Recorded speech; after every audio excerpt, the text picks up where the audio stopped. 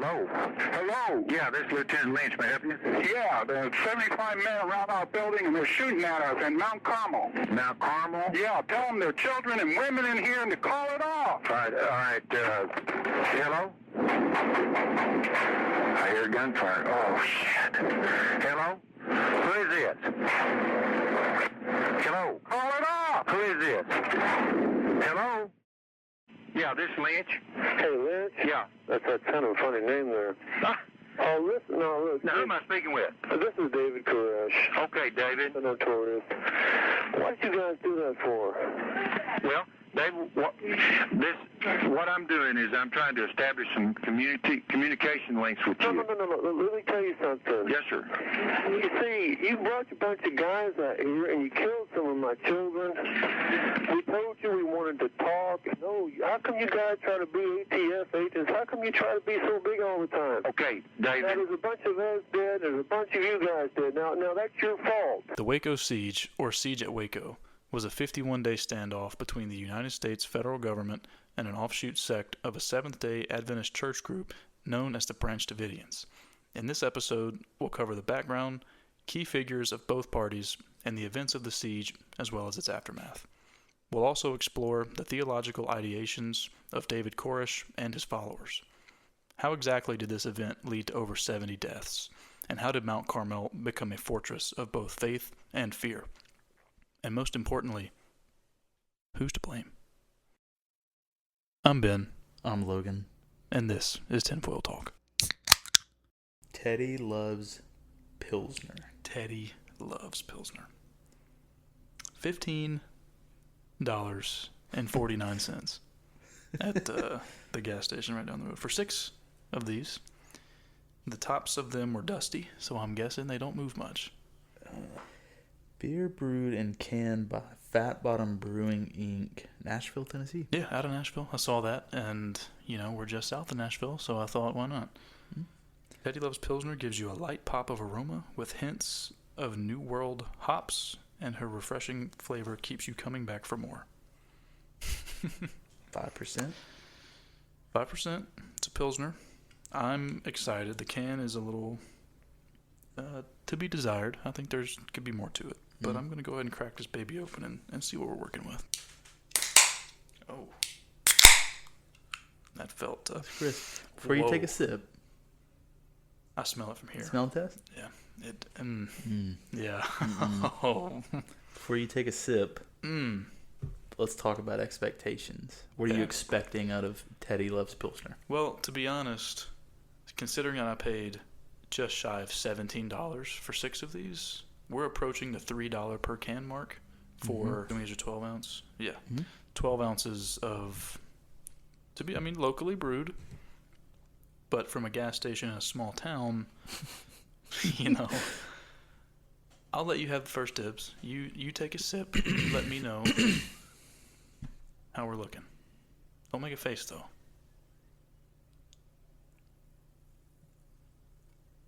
Okay. You have taken your sip.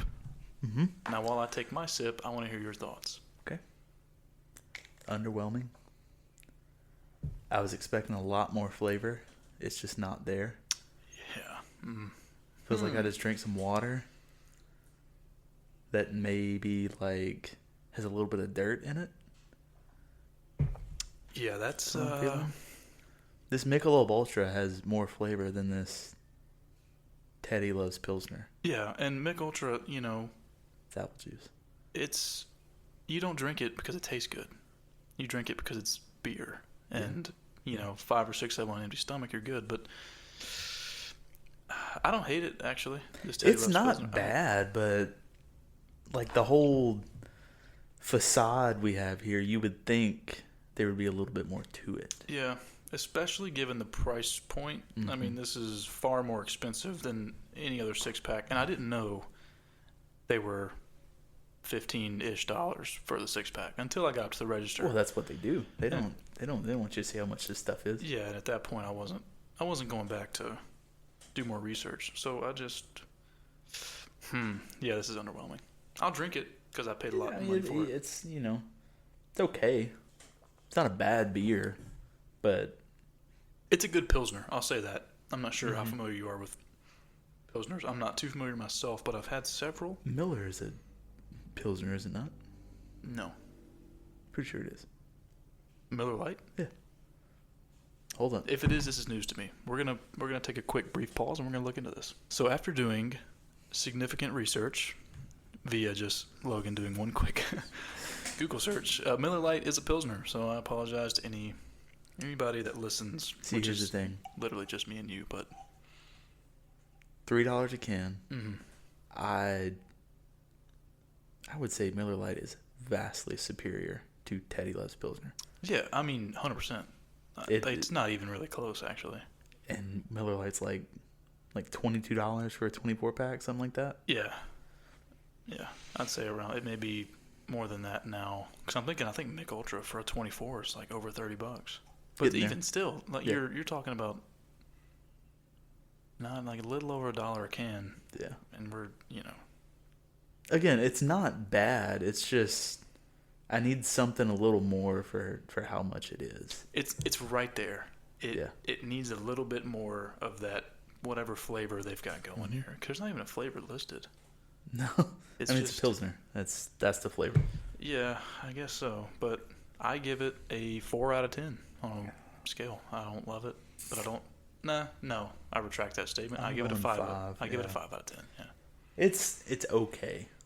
I'm definitely not gonna pick this over Miller or Busch. No, even Michelob. But if it's the only thing that's there, sure. Yeah, I mean, I'll drink a few. If somebody walked up to me and said, "Hey, man, I have 100 Teddy Loves Pilsners that I need to get rid of quick," I'd be like, "I'm your guy." But if you were to tell me, even if these were the same price point of a Miller or a Mick Ultra, I'm not even going to consider it. No, not at all. I mean, it's okay. 5 out of 10. Yeah, 5 out of 10. It goes down smooth. I'll give it that. I would actually say this is smoother than this Mick Ultra in terms of my ability to get it down. Kinda. I mean, also 5%. The mix are like what, 4.2, 4.6. We also have Mick Ultra here because we have problems. I don't know. It's not listed on the can. I think it's 4.6. I want to say you're right. I think you were right at 4.2. 4.2 sounds. In any case, more alcohol in this Teddy Loves Pilsner. Yeah. With not as much flavor. Yeah. So if you want to get fucked up. Yeah, I mean, if you're looking to get. Well, but if that's your intention, go the liquor route. Because you're almost at a liquor price point. Kinda. I mean, this is 12 ounces. You start talking about. How much is Jack? Jack Daniels, you can get 750 milliliter for $35. I don't love that I know that, but yeah. $35? I thought it'd be cheaper, to be honest. It's Jack Daniels is really trying to push itself into a more.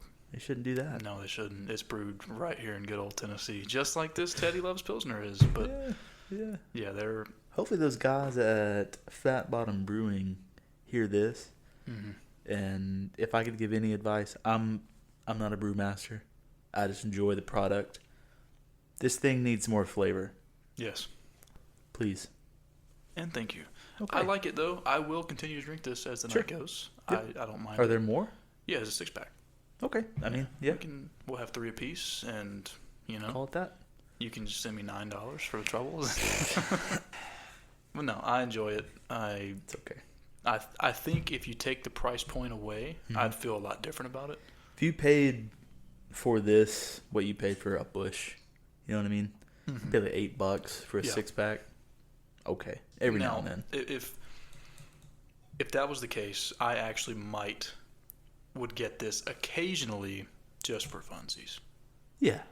Not because I enjoy I'm still gonna grab 6-pack of Busch over this if it were the same price point. Yes. But every now and then, feeling quirky, Yeah. I'll grab the Teddy Loves Pilsner. Yeah, just to be that guy who's like, I'm not drinking Mick. I don't drink. That's that another shit. thing. Like the art on this, it makes me feel like I should be like paying child support. Have a bunch of tattoos. Yeah, it's a lady with a neck tattoo that says Teddy and a rose in her hair. Mm-hmm.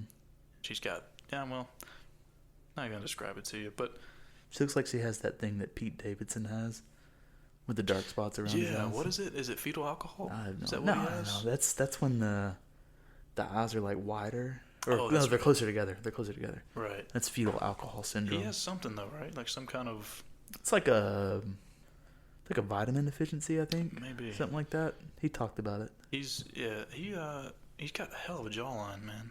You He ever does. seen it? He's super like trim, skinny. That's true. Yeah, they all are. What do you mean they all are?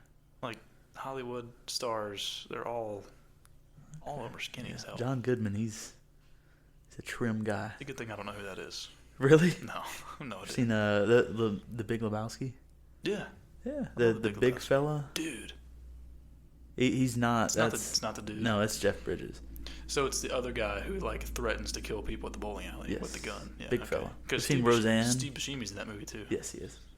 He's got a good movie. Yeah. It's a stupid movie, but it's a good movie. Nah, it's one of those. It's one of those that like I've heard people compare it to like Step Brothers, but I don't love the comparison. Step Brothers is a different style comedy. It's just stupid humor. Well, it's a completely different generation.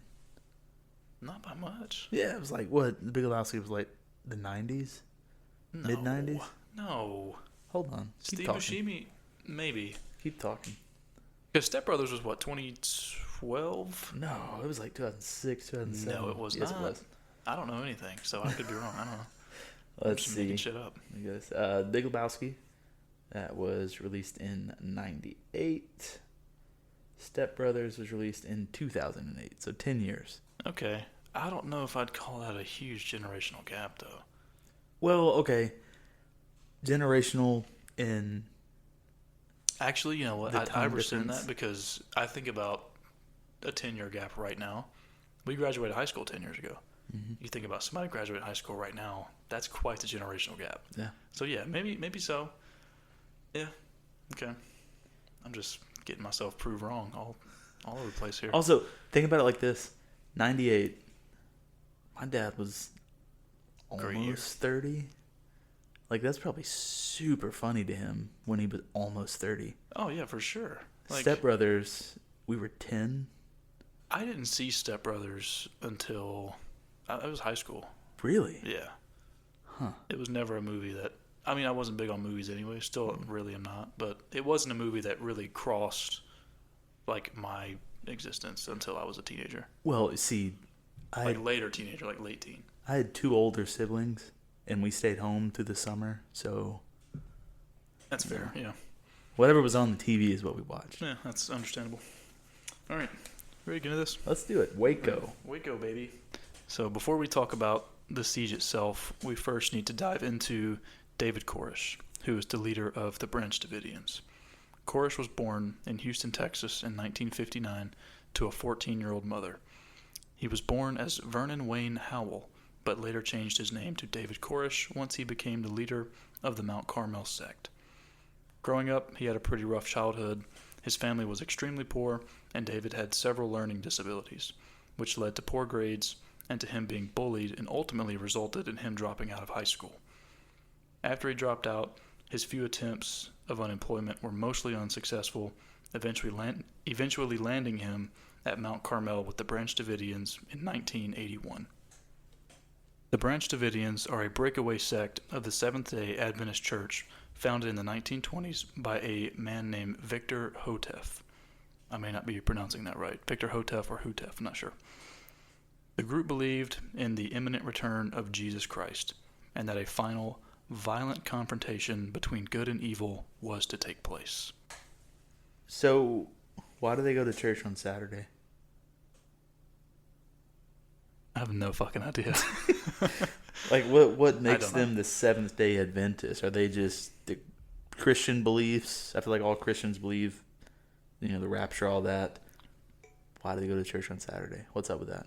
I think they're heavily focused on the book of Revelation. And Koresh specifically believes that, like I said, confrontation between good and evil. He believes that there's an evil entity that's going to come to their compound and try and overtake them until Jesus Christ comes back and makes them, the people at the compound, like his right-hand team. And going to church on Saturday is going to speed this up. According to David Koresh, Okay. a.k.a. Vernon Wayne Howell, Okay. that's the case. I'm not saying already that I believe these people are maybe a little different than your average religious sect, but David Koresh certainly is. Yeah, I mean, you couple that with 14-year-old mom. Yeah. A lot of learning disabilities, probably a rough childhood. Yeah, and he was also a little bit of abuse from father before father split. And yeah, he just, start to finish, he just had a bad end.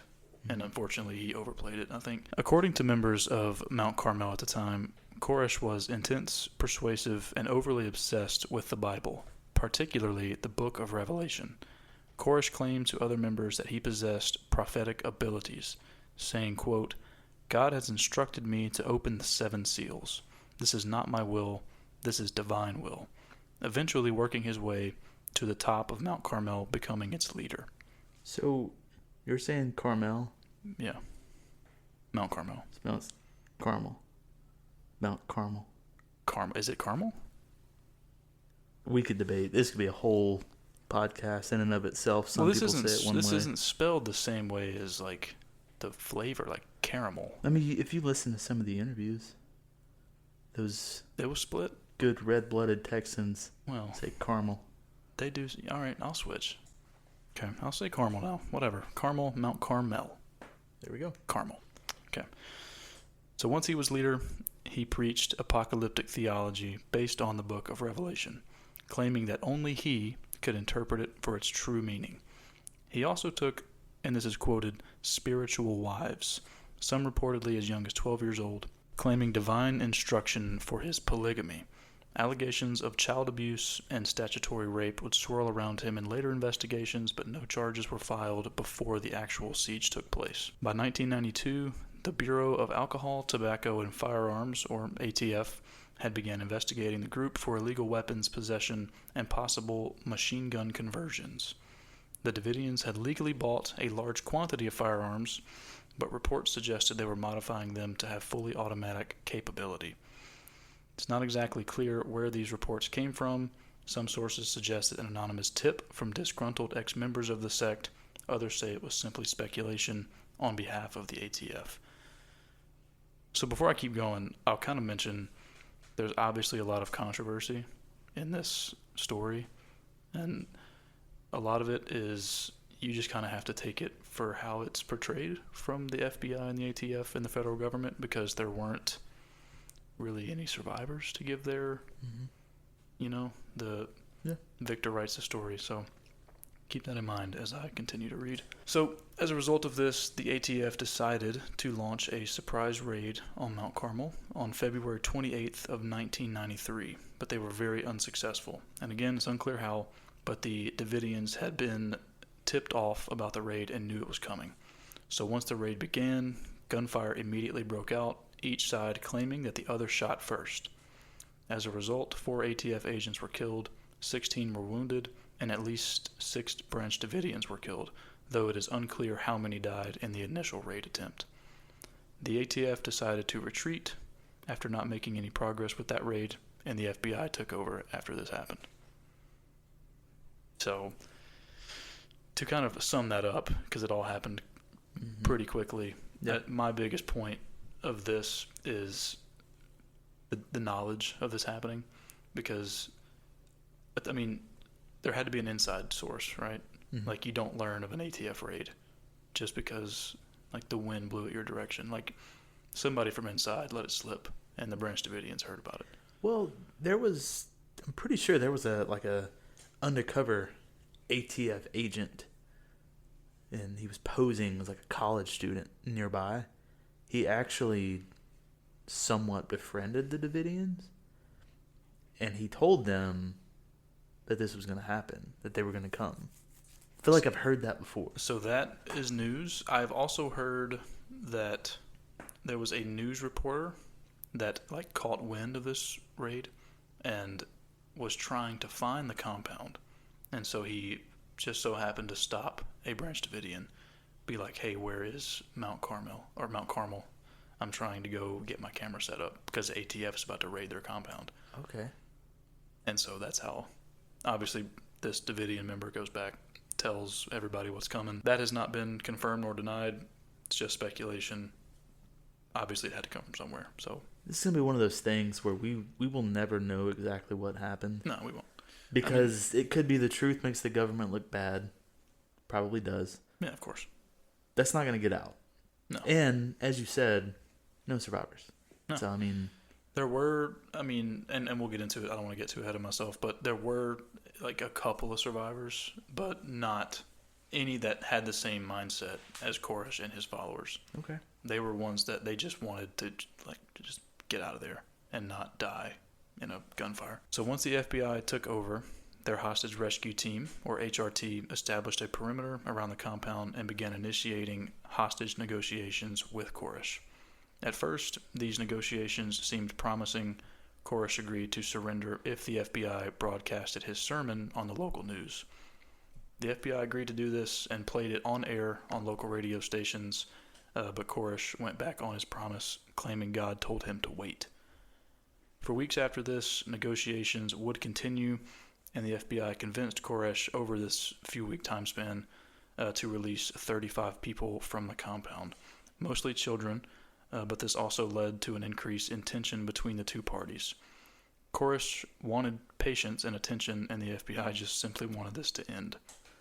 So the FBI began using, and this is quoted from the FBI, psychological pressure tactics, which included, but not limited to, sleep deprivation via loudspeakers, where they would play sounds like small animals being slaughtered, such as cats, kittens, and rabbits, jet engines, and pop music at all times of the day. They would aim bright lights directly into compound windows and openings, and they would use tanks to crush their cars and personal property. Like while they were... Essentially, they're just trying to drive them out with no sleep and just pure psychological terror. They also cut off the water supply inside the compound, leaving the members low on supplies after some time. However, Koresh remained steady. He would come out once he received a sign from God that he should write and release a manuscript of the 7 seals, and then he would retreat back inside. At this point, the standoff has been taking place for 51 days with no progress from Koresh and no signs of surrender, and the FBI has had enough. As a result, Operation Showtime was commenced. So I'm just going to kind of break down the timeline of Operation Showtime, just kind of hour by hour, minute by minute type deal. So at 5:55 a.m., the FBI calls Koresh on the phone they had set up and informs him that they are going to launch an assault on the compound. At 6:02 a.m., they launch CS tear gas into the compound, which, according to the statement, is a non-lethal gas used for disorientation. As this is taking place, the FBI is playing a message over the loudspeakers, and it says the following: "This is not an assault. Do not fire. We are inserting gas. Exit the building immediately and follow instructions." So they called him at 5:55. Yeah. Told him they were launching an assault. Mm-hmm. And then over the loudspeakers, this is not an assault. Correct. Yeah. And like, as I was reading this and writing this down, obviously the alarm bells are sounding for me too. It's like you called Koresh directly. I mean, you got to think also 51 days has passed since the beginning to now, and they've made no progress. Koresh is not cooperating. He's no longer sending out people. Like, no more. Like, he's not doing anything. He's just coming out when he feels like it to announce his prophetic ability, and then he retreats back into the compound. Mm-hmm. As you do. That's right, as anybody would do if they ran a compound. So what do you do? As a federal agent or leader of a federal agent, do you just keep waiting and hope that he changes his mind? Well, for starters, you could not tell him we're going to assault you and then start pumping tear gas in and then go back and say this is not an assault. I agree. You could say, David, it's been 51 days. We've got most of the children out. We're coming in. We are coming in. Yeah. If you fire, We're going to fire back. we're federal agents. Yeah. And it all stems back to like where they got, and I'll get into kind of the warrant and who signed off on it and how they obtained this warrant later on, kind of towards the end. But it, like, where does the info come from that they have illegal weapons or that he's... Should they even be there in the first place? Exactly. Like, it you know, controversial. Yeah. It's controversial from start to finish. This is a really controversial thing. Okay. What next? So, there is no return gunfire from the Davidians. However, no one exits the compound either. So the FBI continues the tear gas assault for a few more hours. And by 9 a.m., tanks begin punching holes into the compound walls, and the FBI is launching more and more tear gas into the living quarters in an attempt, obviously, to draw them out. Inside the compound, pure chaos and panic has taken over. There were only a few survivors, but those survivors report that there were children screaming and choking on the gas, and that gas masks that were inside were either ineffective or just broken, and many were begging Koresh to surrender. So fast forward to 12:07 p.m., surveillance shows 3 fires breaking out simultaneously, essentially, in different parts of the compound. One was in the chapel, one in the dining room of the main building, and then one in the front hallway of the main building, which is where most of the members are located. The FBI claims they did not start these fires, as no incendiary rounds were used. However, years after the siege, the FBI did admit that they lied, and they had used pyrotechnic-filled tear gas canisters. Pyrotechnic-tipped tear gas canisters. By 12:20, so this is only 13 minutes later, the entire compound is completely engulfed in flames. The FBI notes that instead of fleeing the compound, many members are retreating back into the flames, with survivors claiming that Koresh's inner circle believed, and this is a quote, "Death in the flames was a part of his prophecy, and they were going home to God." The FBI decided not to deploy firefighters due to the chance of an armed resistance, and by the time that they did deploy firefighters, it was far too late. So 12:31 p.m., the roof caves in and entire sections of the compound begin collapsing onto the members of the Branch Davidians. The FBI, as well as present press and media, watches as people disappear from windows and doorways and vanish into the smoke and rubble. Gunshots are heard shortly after, and later autopsies revealed that multiple individuals, including David Koresh himself, died from gunshot wounds and not the fire. So overall, 76 Branch Davidians died that day, including 25 children under the age of 15, David Koresh, Wayne Martin, who was David Koresh's attorney, and Steve Schneider, who was Koresh's right-hand man, and it is believed that he shot Koresh and then shot himself. Only 9 members total survived the fire, not including the ones that were released earlier. So yeah, pretty brutal stuff. Ended in a horrible way.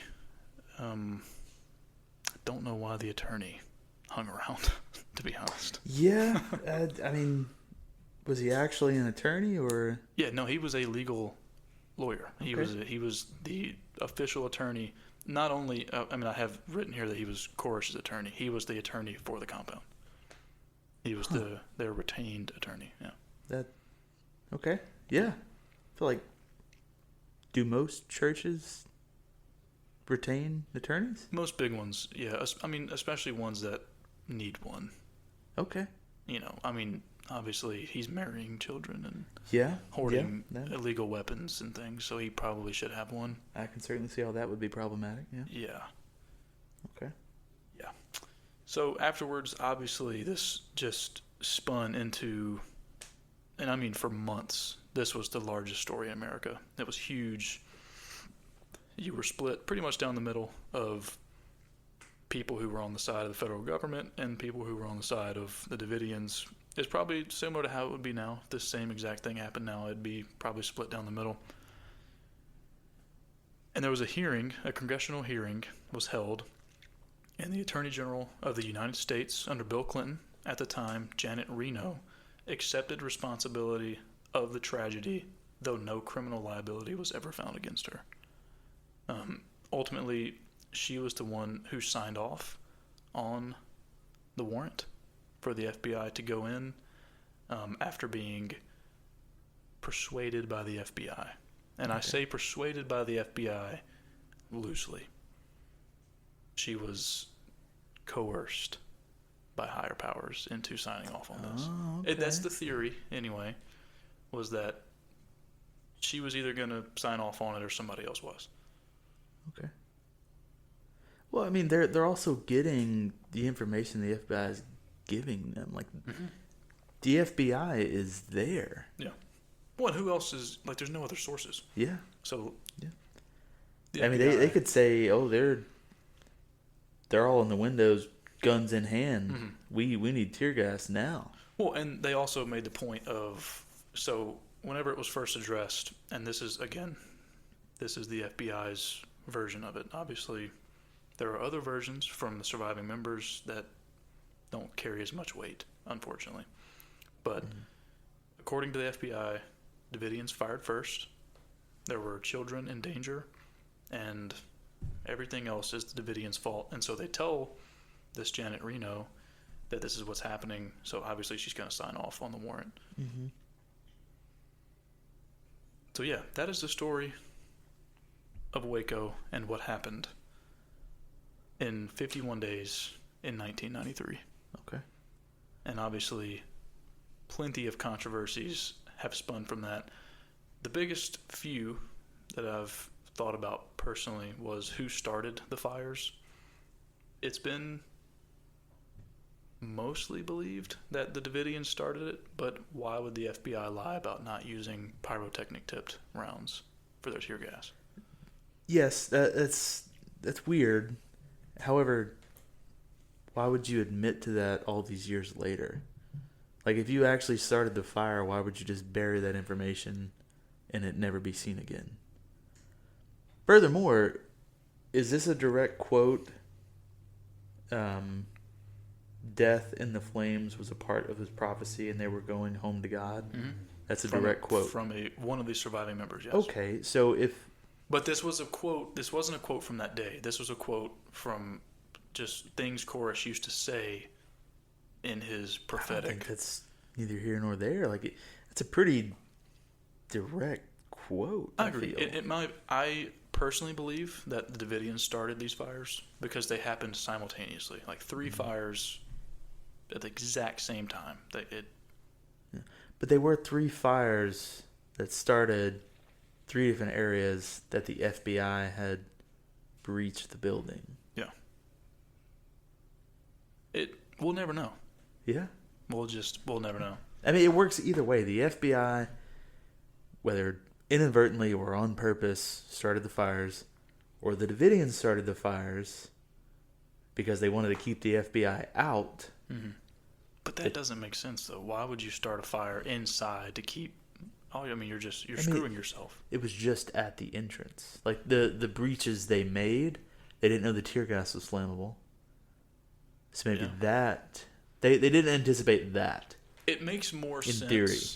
Yeah, I would agree. It makes more sense for the FBI to have started the fires, but just in terms of trying to get them out. Yeah. But at the same time, you're not going to start a fire if you're pumping tear gas in. If the tear gas isn't working, a fire's probably not going to work either. But then they admitted to using the pyrotechnic tipped munitions. I agree. I'm not sure why you would hide that. Maybe they hid it because they didn't want people thinking that they did start the fires. I don't know. But again, like, you're the FBI. Why come back all these years later and admit to that when you could easily just make sure that bit of information disappears forever? Yeah, and that's the thing too, is people believed it for the longest, that the Davidians started the fires, and all of a sudden the FBI comes out and it's like, hey guys, just letting you know, we totally didn't start these fires with pyrotechnic tipped rounds. And now everybody's like, wait, what? Why are you admitting to that all of a sudden? Yeah. Why not just let that information die with the story? Those things. Yeah. That point ties into I guess, my view on the whole thing, which is just, it was a cascade of errors. Yes. This was a cautionary tale on arrogance. Yeah. The FBI, ATF, recovering from Ruby Ridge. We got to go out here.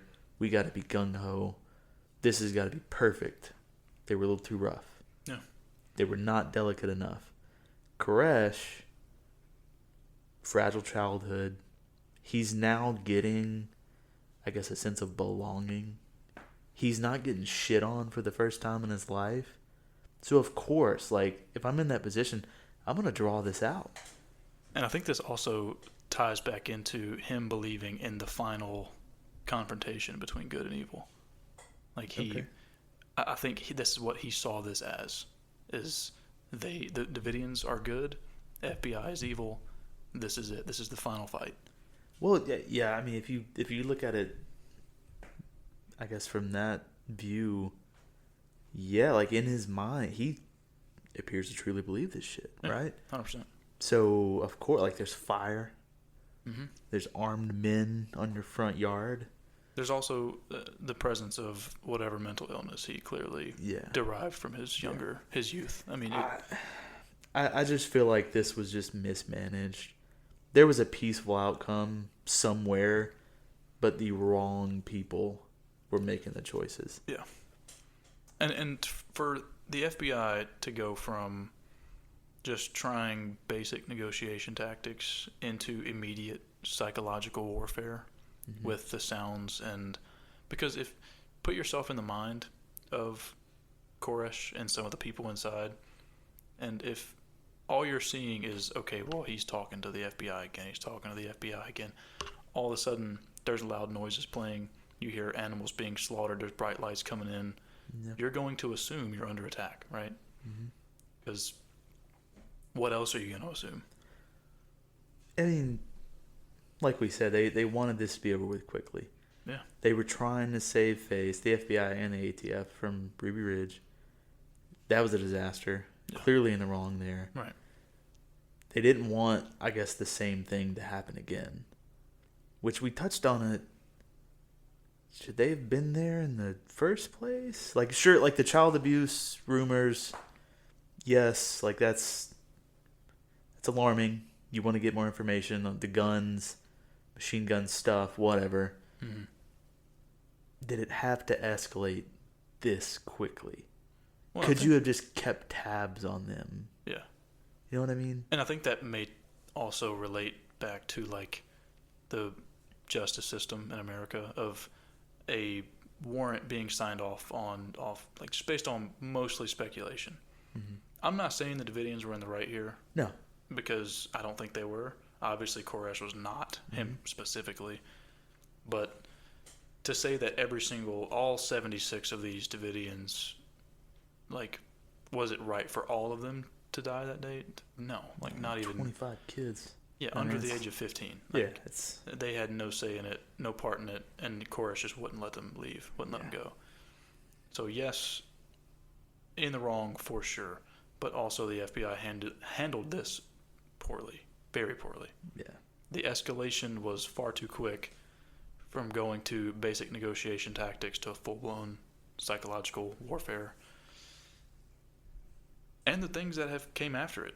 Like, you birthed somebody like Timothy McVeigh, who killed, 182? I'm not sure. 181 people? He directly quotes Ruby Ridge and Waco. Yeah. I mean, it's the largest domestic terrorism attack in the history of the United States. Yeah. But Timothy McVeigh directly quoted both Koresh and Ruby Ridge. I don't remember the main character or the main, like, focus people, but that's interesting too. We could and that's a whole nother thing in itself.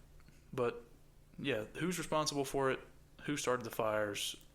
Why didn't it end sooner than it did? Everybody involved has some share of the blame. Yeah, and I don't want to say it's 50-50. I would almost say like 60-40 by way of the FBI. I think they handled it really poorly. This all comes down to, if Koresh didn't have just this grip on his following, if you've truly done nothing wrong, if you have no modified weapons, if you're not harming kids, which they interviewed a lot of the kids, none of the kids appeared to think anything like that was going on. Well, and it wasn't necessarily physical abuse. It's almost one of those things where, like, some of these kids, they don't understand or comprehend that they're being abused.